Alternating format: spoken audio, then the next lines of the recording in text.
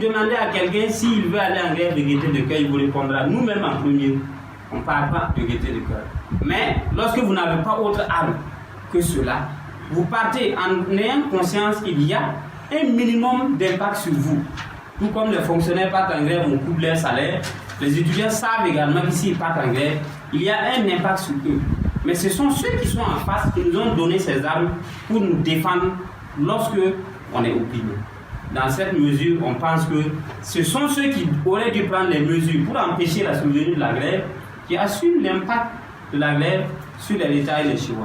Monsieur le ministre a déclaré que ces gens de grève vont creuser le retard et le chevauchement. Nous, on dit que les retards et les chevauchements se sont installés parce que, entre autres, il y a des enseignants aussi qui sont absentéistes à l'université, parmi lesquels lui-même, les étudiants au niveau de l'UFR-SH ont constaté qu'il s'est absenté de mars jusqu'à juin pour un cours de méthodologie de recherche qu'il a été programmé au niveau des masters. Lorsqu'on a rencontré la commission d'enquête parlementaire, on les a signifié ça. On les a dit que le ministre lui-même doit commencer par donner l'exemple en venant au cours. Voilà. Ce sont ces genres de comportements, entre autres, avec les questions d'infrastructure, d'application hasardeuse du LND qui ont creusé le retard.